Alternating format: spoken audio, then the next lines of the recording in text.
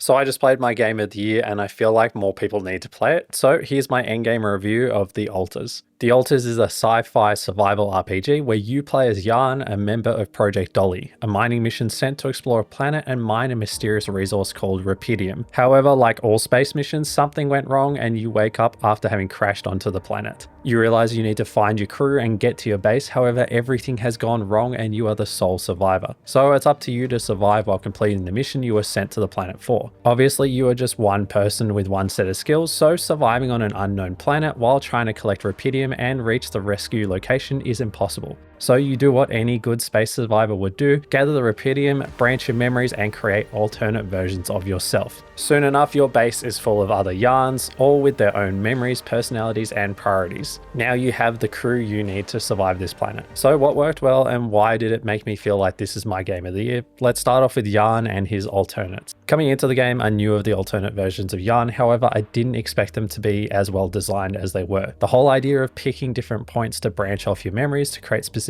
versions of yourself is really cool. And I think it's something that we've all probably questioned what would happen if we made different choices in our own lives. Usually I find when managing different characters in survival games, the characters themselves aren't that deep, but each alter had a clear personality which was reflected throughout the game, whether that was how they reacted to you while walking through the base, the different dialogue options you could pick, or their own personal quests. It was also interesting to see how their different actions impacted the approaches you could take throughout the story. One of the standouts to me though was that you could gain different lessons learned from the alters by completing certain conversations and quests with them. This unlocked different dialogue options in other conversations. These lessons learned will also help you to find different endings, so make sure you are completing the side quests for each of the alters. I do wish you could use the lessons learned across different playthroughs to expand options even further, encouraging more playthroughs. Which alters you have and the way you interact with them may have impacts on your ending as well. Just keep in mind that it's not all sunshine and rainbows. Yarn's past has been rough, so some of the alters may be combative, so make sure you understand them before starting to talk to them and potentially getting them offside. Moving on to the base building and survival components of the game, this is what initially drew me into the game. Just to cover the base building quickly, I love the idea of a moving base that you improve and expand as you research new components. While I was mainly going for an optimized version where I didn't have to move around too much to get to the modules that I used frequently,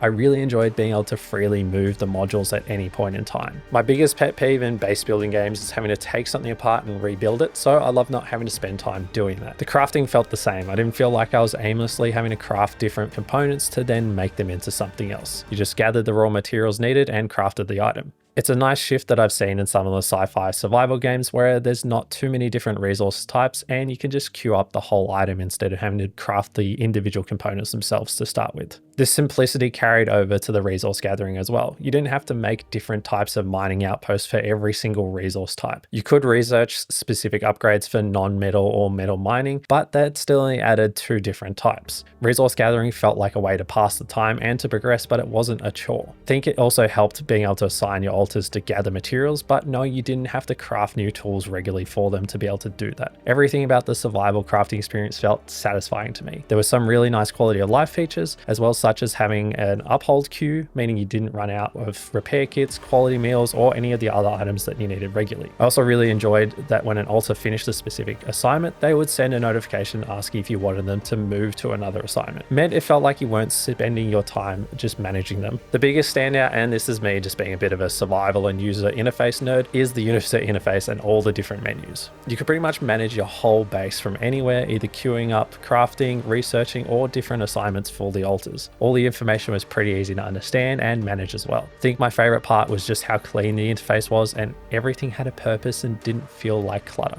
Some of the smaller things that I liked were the mini activities like beer pong or watching a movie. It was fun actually starting a movie and actually watching it while hearing the different yarns pipe up every now and then about different things on the screen. So was there anything that could have been better? Honestly, not really. I mentioned the lessons learned earlier, but that's more of an overall game design enhancement. Doesn't take away from the game not having them available at the start of a new save file if you've already unlocked them. I do think it would be really cool if there was an alternate ending where you could choose to try and survive on the planet instead of being rescued. This could be almost another game mode where you have this perpetual survival experience where the goal is just to explore the planet, make more yarns. It could just be a cool way to bring in different survival mechanics as well. So what's my in-game verdict? think I've made it pretty clear that this is my game of the year so far. So yes, you should check it out. It's one of those games that I wish I could play for the very first time again. I also think there's lots of replayability when it comes to the different altars, their stories, and the different endings, so you get plenty of time in the game. It's available on PC, PlayStation, and Xbox, and you can pick it up on Xbox Game Pass if you want to go and check that out. If you enjoyed this endgame review, I want to see more like this, or just other game recommendations, make sure you subscribe. If there's a specific game you think I should play, let me know in the comments or in my Discord, which is in the description. So